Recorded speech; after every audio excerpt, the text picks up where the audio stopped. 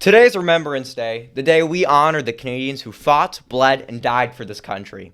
And this year, Canada Post unveiled a new stamp to mark the occasion, featuring a Sikh soldier. They say it's meant to honor Sikh Canadians who fought in World War I. But let's be honest about this, in World War I, about 620,000 Canadians served overseas, and only around 10 were Sikh, and yet they're the ones being highlighted on this year's stamp?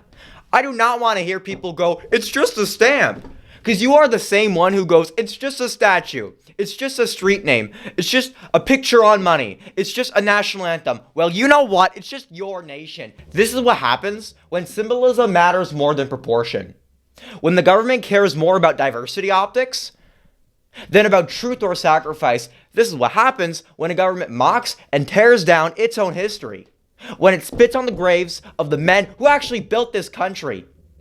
In World War I, men crawled through mushy mud in the freezing trenches at Vimy Ridge, choking on gas and gunpowder. Entire platoons wiped out in minutes. In World War II, boys barely out of high school stormed the beaches of Normandy under machine gun fire to be gruesomely and vitally slaughtered. In Korea, they held the line at Kapyong against overwhelming odds.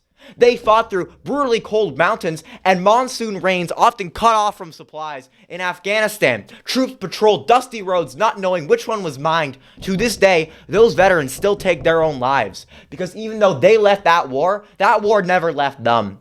Back home, mothers opened their doors greeted by their greatest fear. The words, "We regret to inform you." Children were robbed of their fathers, and now we honor and remember none of that. We replace it with ideology, lies, and forgetting. Why not honor a real hero? Like Leo Major, put him on a stamp.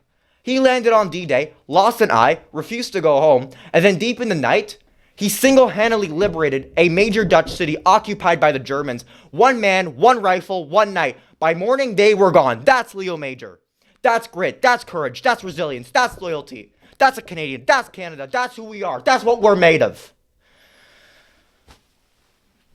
The Germans couldn't believe how great we were. They started calling us stormtroopers. Their own word for elite shock troops. Fearless, unpredictable, impossible to stop. One German officer even wrote, "These Canadians fight like Russians. We tore through Hitler's SS in brutal close quarters combat. Flamethrowers, grenades, gunshots. It was raw courage.